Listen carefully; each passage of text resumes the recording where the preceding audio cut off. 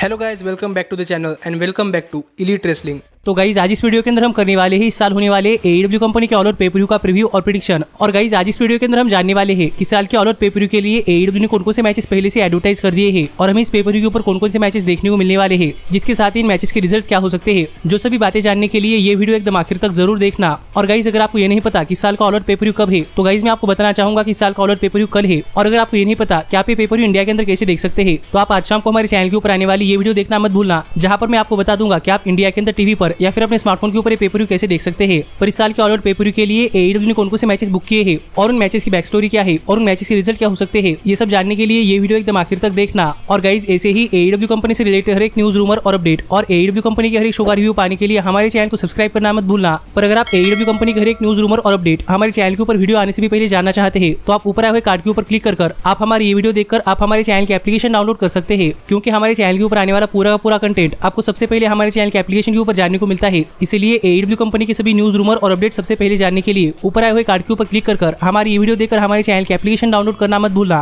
और हाँ, एक और बात कि अगर आप इंडिया के अंदर AEW सुपरस्टार्स की मर्चेंडाइज खरीदना चाहते हैं, तो आप ऊपर आए हुए कार्ड के ऊपर क्लिक कर आप हमारी ये वीडियो देखकर आप शॉप AEW इंडिया से AEW सुपरस्टार्स की टी शर्ट और मर्चेंडाइज इंडिया के अंदर खरीद सकते हैं, जैसे कि CM पंक की टी शर्ट। तो ऐसे AEW सुपरस्टार्स की टी शर्ट इंडिया के अंदर खरीदने के लिए ऊपर आए हुए कार्ड के ऊपर क्लिक कर हमारी ये वीडियो देखकर मर्चेंडाइज इंडिया के अंदर खरीदना मत भूलना। और हाँ, वो वीडियो थोड़ी बार पुरानी है, इसलिए आपको उस वीडियो के अंदर मेरी बात करने का तरीका थोड़ा सा अजीब लग सकता है, इसलिए ये चीज संभाल लेना। पर गाइज ये कुछ बातें थी जो कि मुझे आपको वीडियो स्टार्ट होने से पहले बतानी थी, लेकिन गाइज अब ज्यादा देर ना लगाते हुए चलिए ये वीडियो शुरू करते हैं और करते ही साल होने वाले AEW कंपनी के ऑल आउट पेपर व्यू का प्रीव्यू और जानते हैं कि साल के ऑल आउट पेपर व्यू के मैचेस के रिजल्ट्स क्या हो सकते हैं। तो गाइज सबसे पहला मैच जो कि AEW ने अपने साल के ऑल आउट पेपर व्यू के लिए ऑफिशियल एडवर्टाइज किया है, जो कि हमें इस पेपर व्यू के बाइन या फिर प्री शो के ऊपर देखने को मिलने वाला है, वो है AEW के मेंस डिवीजन से एक 10 मैन टैग टीम मैच, जहां पर ऑरेंज कैसिडी, बेस्ट फ्रेंड्स और जोरासी एक्सप्रेस मिलकर हार्डी फैमिली ऑफिस को फेस करने वाले हैं। और अगर यहाँ पर हम बात करें इस मैच के बैक स्टोरी की, तो गाइज अगर आपने इस वीक हमारे चैनल के ऊपर AEW के डायनामाइट शो का रिव्यू वीडियो देखा है, तो आपको पता होगा कि इस वीक के डायनामाइट शो के ऊपर हमें ऑरेंज कैसिडी और हार्डी फैमिली ऑफिस के जैक एवंस के बीच में एक नॉर्मल 1-on-1 मैच देखने को मिला था। लेकिन गाइज ये मैच खत्म होने के बाद यहाँ पर Hardy family office, orange Cassidy, best friends और जोरासी एक्सप्रेस के बीच में काफी बड़ा ब्रॉल हुआ था। इसलिए इस साल के ऑल आउट पेपर व्यू के लिए AEW ने बेस्ट फ्रेंड्स, ऑरेंज कैसिडी और जोरासी एक्सप्रेस और हार्डी फैमिली ऑफिस के बीच में मैच इस साल के ऑल आउट पेपर व्यू के प्री शो के ऊपर बुक कर दिया है। जो देखा जाए तो इस मैच के लिए स्ट्रेट और सिंपल बैक स्टोरी है। लेकिन गाइज जहां तक बात है इस मैच की विनर की, तो मुझे ऐसा लगता है कि प्री शो है, इसलिए हमें इस मैच के अंदर फेस टीम यानी कि ऑरेंज कैसिडी की टीम में मैच जीती हुई दिखाई दे सकती है।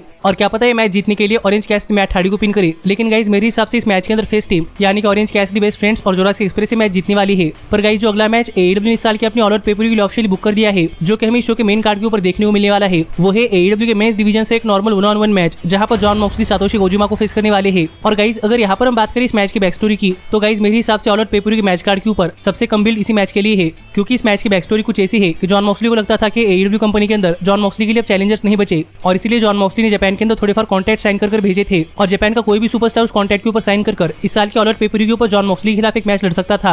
और गाइज यहाँ पर जॉन मॉक्सली कॉन्ट्रैक्ट के ऊपर साइन किसी और ने नहीं बल्कि जापान के एक लेजेंड यानी कि सातोशी कोजिमा ने किया है, जिन्हें कि आप शायद ठीक से जानते भी नहीं होंगे। लेकिन गाइज सातोशी कोजिमा जापान के अंदर एक लेजेंडरी सुपरस्टार है, जो कि 2 time IWGP world heavyweight champion भी है। और अब सातोशी कोजिमा यूनाइटेड स्टेट्स के अंदर आकर जॉन मॉक्सली के खिलाफ इस साल के ऑल आउट पेपर व्यू के ऊपर सिंगल्स 1-on-1 मैच रेसल करने वाले हैं। जो देखा जाए तो इस मैच के हिसाब से कुछ ठीक ठाक बैक स्टोरी नहीं है, पर गाइज मेरी इस मैच से बहुत ज्यादा एक्सपेक्टेशन है और मुझे लगता है कि ये मैच इस साल के ऑल आउट पेपर व्यू के ऊपर एक काफी हार्ड हिटिंग मैच होने वाला है। तो अब देखना पड़ेगा कि John Moxley new Japan pro wrestling के लेजेंड यानी कि सातोशी कोजिमा के खिलाफ किस तरीके से टिक पाते हैं। पर गाइज जहां तक बात है इस मैच की विनर की, तो गाइज मुझे नहीं लगता कि जॉन मॉक्सली सातोशी कोजिमा के खिलाफ हारने वाले हैं। इसलिए मेरी यहाँ पर इस मैच के अंदर प्रेडिक्शन रहने वाली है कि जॉन मॉक्सली इस मैच के अंदर सातोशी कोजिमा को हराने वाले हैं। पर गाइज जो अगला मैच AEW ने इस साल के ऑल आउट पेपर व्यू के लिए ऑफिशियली बुक कर दिया है, वो है AEW की TNT चैंपियनशिप के लिए AEW के मेंस डिवीजन से एक नॉर्मल 1-on-1 मैच, जहां पर AEW की TNT चैंपियन यानी कि मीरो अपनी TNT championship challenger Eddie Kingston के अगेंस्ट डिफेंड करने वाले हैं। और गाइज अगर यहाँ पर हम बात करें इस मैच की बैक स्टोरी की, तो गाइज जब से मीरो AEW कंपनी के अंदर TNT चैंपियन बने हैं, तब से मीरो को AEW कंपनी के अंदर काफी तगड़े चैलेंजर्स नहीं मिले। इसीलिए मीरो यहाँ पर चाहते थे कि मीरो को कोई तगड़ा अपोनेंट मिले, इसीलिए मीरो ने यहाँ पर एडी किंगस्टन को कॉल आउट किया, जो कि AEW कंपनी के काफी टफेस्ट रेसलर है।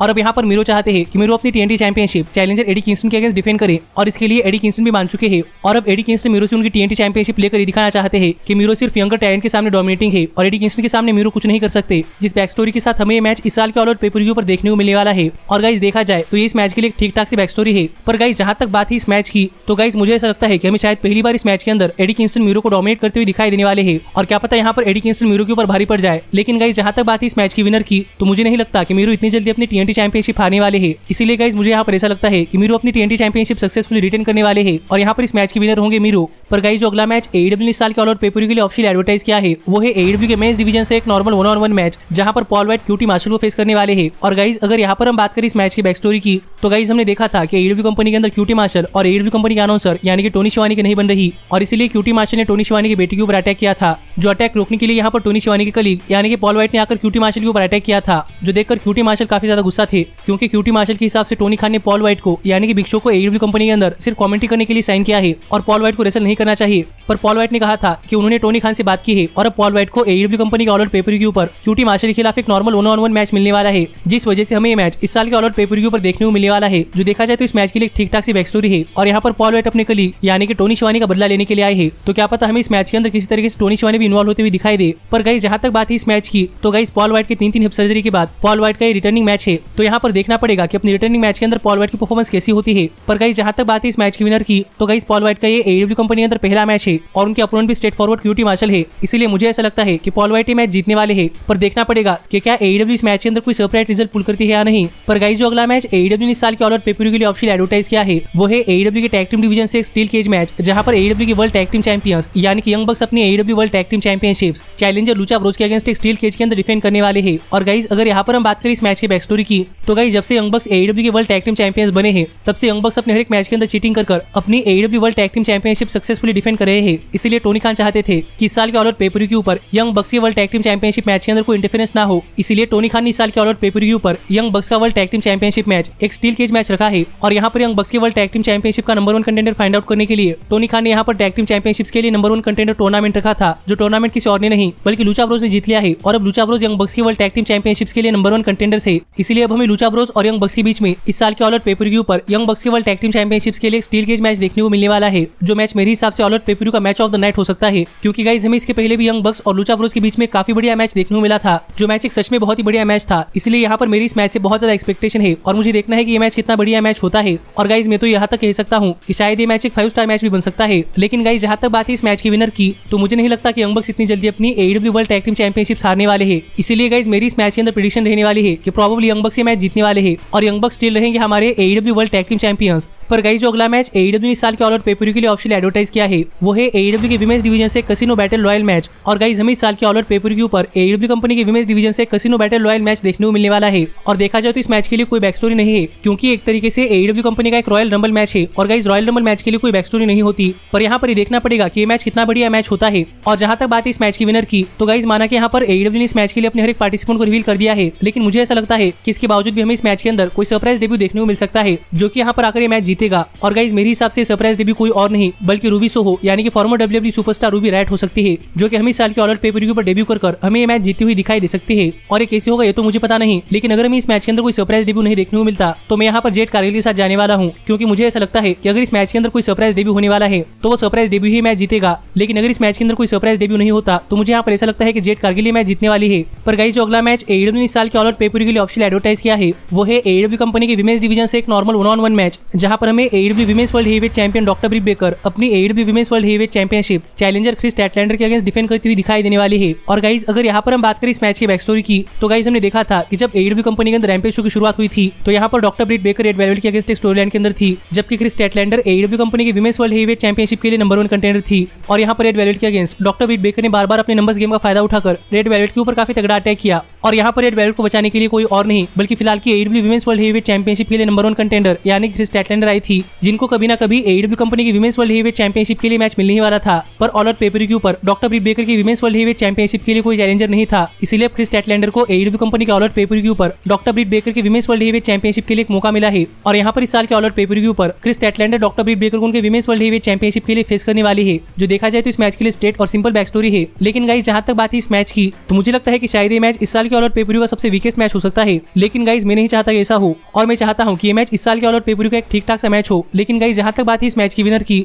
तो गाइस पता नहीं क्यों लेकिन मुझे ऐसा लगता है कि जो कोई सुपरस्टार इस साल के ऑल आउट पेपर का women's casino battle royal match जीतेगा, वो शायद हमें इस मैच के अंदर इंटरफेयर करता हुआ दिखाई दे सकता है। और क्या पता इसी वजह से हमें इस मैच के अंदर डॉक्टर ब्रिट बेकर चीटिंग के सारे मैच जीती हुई दिखाई दे। पर डॉक्टर ब्रिट बेकर इतनी जल्दी अपनी AEW women's world heavyweight championship drop नहीं करने वाली, इसलिए मुझे ऐसा लगता है कि डॉक्टर ब्रिट बेकर ये मैच जीतने वाली है और डॉक्टर ब्रिट बेकर स्टिल रहेंगे हमारी एडब्ल्यू विमेंस वर्ल्ड हेवीवेट चैंपियन। लेकिन गाइस जो अगला मैच एडब्ल्यू ने इस साल के ऑल आउट पेपर के लिए ऑफिशियल एडवर्टाइज किया है, वो है एडब्ल्यू कंपनी के मेंस डिवीजन से एक नॉर्मल 1-on-1 मैच, जहां पर हमें एमजेएफ क्रिस जेरिको को फेस करते हुए दिखाई देने वाले हैं। और गाइस अगर यहाँ पर हम बात करें इस मैच की बैक स्टोरी की, तो गाइस इस साल के ऑल आउट पेपर के लिए सबसे लंबी बैक स्टोरी इसी मैच के लिए है और अब करीब 1 साल होने को आया है। और अभी एमजेएफ और क्रिस जेरिको एक दूसरे के साथ लड़ रहे हैं। और आज से पहले क्रिस जेरिको और एमजेएफ के बीच में जितने भी मैचेस हुए हैं वो सभी मैचेस एमजेएफ ने जीते हैं। इसलिए इस बार क्रिस जेरिको ने एमजेएफ के खिलाफ एक रीमैच डिमांड किया और यहाँ पर क्रिस जेरिको ने कहा कि क्रिस जेरिको एमजेएफ के खिलाफ अपना करियर ऑन द लाइन रखने वाले हैं। यानी कि अगर क्रिस जेरिको ये मैच हार जाते हैं तो फिर क्रिस जेरिको एईडब्ल्यू कंपनी से रिटायर होने वाले हैं। जो देखा जाए तो इस मैच के अंदर एक बहुत ही बड़ी स्टिपुलेशन है और इस स्टिपुलेशन के साथ हमें ये मैच इस साल के ऑल आउट पे पर व्यू पर देखने को मिलने वाला है। और हमें इसके पहले भी एमजेएफ और क्रिस जेरिको के बीच में बहुत ही बढ़िया मैचेस देखने को मिले हैं। इसलिए मुझे लगता है कि ये मैच एक ठीक ठाक सा मैच होगा। लेकिन गाइस जहां तक बात है इस मैच की विनर की, तो गाइस प्रॉब्लम यहाँ पर आपको थोड़ा फार बुरा लगे, लेकिन मुझे यहाँ पर ऐसा लगता है कि क्रिस जेरिको ने एईडब्ल्यू कंपनी के अंदर हर एक चीज प्रूव कर दी है और अब क्रिस जेरिको के पास एईडब्ल्यू कंपनी के अंदर प्रूव करने के लिए कुछ नहीं बचा। इसीलिए मुझे ऐसा लगता है कि एमजेएफ ये मैच जीतने वाले हैं। और जैसा कि क्रिस जेरिको ने कहा है वैसा ही ये मैच हारकर क्रिस जेरिको एईडब्ल्यू कंपनी से रिटायर होने वाले हैं। क्योंकि गाइस अब मेरे हिसाब से क्रिस जेरिको को एईडब्ल्यू कंपनी के अंदर प्रूव करने के लिए कुछ नहीं बचा। और अगर क्रिस जेरिको यहाँ पर रिटायर होते हैं तो आगे चलकर सैमी गेवेरा एमजेएफ से क्रिस जेरिको की रिटायरमेंट का बदला ले सकते हैं। इसीलिए मुझे ऐसा लगता है कि एमजेएफ ये मैच जीतने वाले हैं। पर गाइस जो अगला मैच जो कि हम इस साल के ऑल आउट पे पर व्यू पर देखने को मिलने वाला है, जो कि शायद इस पे पर व्यू का मेन इवेंट भी हो सकता है। लेकिन गाइस मैं यहाँ पर कंफ्यूज हूँ कि ये मैच इस पे पर व्यू का मेन इवेंट होगा या नहीं। पर गाइस ये मैच है एईडब्ल्यू कंपनी के मेंस डिवीजन से एक नॉर्मल 1-on-1 मैच, जहां पर AEW world heavyweight champion Kenny Omega अपनी AEW world heavyweight championship challenger Christian Cage के अगेंस्ट डिफेंड करने वाले हैं। और गाइस अगर यहाँ पर हम बात करें इस मैच की बैक स्टोरी की, तो गाइस हमने देखा था कि जब क्रिश्चियन केज एईडब्ल्यू कंपनी अंदर आए थे तब क्रिश्चियन केज एईडब्ल्यू कंपनी अंदर कुछ प्रूव करने के लिए आए थे। और एईडब्ल्यू कंपनी में आने के बाद क्रिश्चियन केज ने लगातार मैचेस जीतकर अब क्रिश्चियन केज एईडब्ल्यू कंपनी के वर्ल्ड हेवीवेट चैंपियनशिप के लिए नंबर 1 कंटेंडर बन चुके हैं। और एईडब्ल्यू कंपनी के अंदर नंबर 1 कंटेंडर बनने के बाद क्रिश्चियन केज जैसे पहले सुपरस्टार बन चुके हैं जिन्होंने पिछले 2 सालों के अंदर केनी ओमेगा को पहली बार एईडब्ल्यू कंपनी के अंदर एक सिंगल्स मैच के अंदर पिन किया है। जो देखा जाए तो क्रिश्चियन केज के लिए काफी बड़ी अचीवमेंट है। और इस अचीवमेंट के साथ क्रिश्चियन केज का कहना है कि क्रिश्चियन केज इस साल के ऑल आउट पे पर व्यू के ऊपर केनी ओमेगा को फिर एक बार उनके वर्ल्ड हेवीवेट चैंपियनशिप के लिए हराने वाले हैं। और वैसे भी क्रिश्चियन केज एईडब्ल्यू के वर्ल्ड हेवीवेट चैंपियनशिप के लिए नंबर 1 कंटेंडर है। इसलिए हमें क्रिश्चियन केज और केनी ओमेगा के बीच में इस साल के ऑल आउट पे पर व्यू पर एईडब्ल्यू के वर्ल्ड हेवीवेट चैंपियनशिप के लिए एक नॉर्मल 1-on-1 मैच देखने को मिलने वाला है। जो मैच मुझे लगता है कि काफी बढ़िया मैच होने वाला है। और गाइस मुझे भी देखना है कि क्रिश्चियन केज केनी ओमेगा जैसे यंग सुपरस्टार के खिलाफ किस तरीके से मैचेस दे पाते हैं। पर गाइस जहां तक बात है इस मैच की विनर की, तो गाइस देखा जाए तो केनी ओमेगा का ऑल आउट पे पर व्यू के अंदर रिकॉर्ड काफी खराब रहा है। क्योंकि सबसे पहले ऑल आउट पे पर व्यू के अंदर पाक ने केनी ओमेगा को एक 1-on-1 मैच के अंदर हराया था। लास्ट ईयर के ऑल आउट पे पर व्यू के ऊपर केनी ओमेगा अपनी AEW world tag team championship हार चुके थे। और इस साल के ऊपर केनी ओमेगा की AEW world heavyweight championship on the line है। तो देखना पड़ेगा कि क्या इस साल के ऑल आउट पे पर व्यू पर भी केनी ओमेगा ये मैच हारते हैं या नहीं। पर मुझे नहीं लगता कि इस बार केनी ओमेगा ये मैच हारने वाले हैं। और मेरे हिसाब से केनी ओमेगा ये मैच जीतने वाले हैं और ओमेगा स्टिल रहेंगे हमारे एईडब्ल्यू वर्ल्ड हेवीवेट चैंपियन। पर गाइस जो अगला मैच जो कि मैं चाहता हूं कि इस पे पर व्यू का मेन इवेंट हो, वो मैच है सीएम पंक का एईडब्ल्यू कंपनी अंदर कमबैक मैच, जहां पर सीएम पंक 7 साल बाद रेसलिंग अंदर रिटर्न कर इस साल के ऑल आउट पे पर व्यू के ऊपर डार्बी एलिन के खिलाफ एक नॉर्मल 1-on-1 मैच रेसल करने वाले हैं।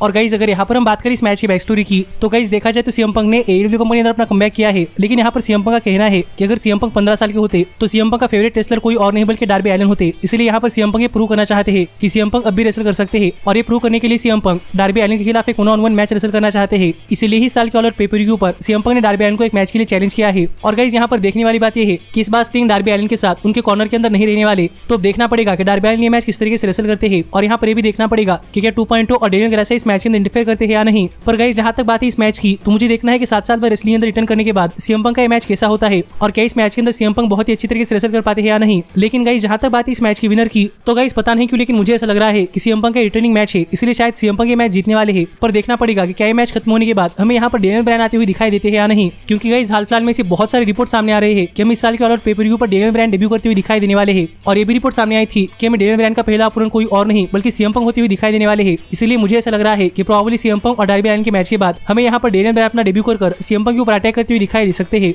जो चीज अगर इस साल के ऑल आउट पे पर व्यू पर होती है तो गाइस ये देखने के लिए काफी ज्यादा मजा आने वाला है। लेकिन गाइस आप मुझे कमेंट कर बताइए कि आपका इस सब के ऊपर क्या कहना है और आपके हिसाब से ऑल आउट पे पर व्यू हर एक मैच का रिजल्ट क्या होगा। पर इस साल के ऑल आउट पे पर व्यू का रिव्यू और आज शाम को हमारे चैनल के ऊपर आने वाला ऑल आउट पे पर व्यू के पहले के लास्ट मिनट अपडेट की वीडियो देखना मत भूलना। और अगर आप वो वीडियो मिस नहीं करना चाहते तो हमारे चैनल को सब्सक्राइब कर नोटिफिकेशन बेल ऑल पर सेट करना मत भूलना। पर गाइस अब मैं मिलता हूँ आपसे अगली वीडियो के अंदर, जहां पर हम बात करेंगे इस साल के ऑल आउट पे पर व्यू के पहले के लास्ट मिनट अपडेट्स के बारे में। पर तब तक stay healthy, stay happy and keep watching elite wrestling. Hey, did you like that video? Click the screen for more. And where do you think you're going? Check out our official merchandise page and to support the entire cast. And thanks so much for being the elite. The elite, the elite. What, Nick, you're not going to sing it all with me this time?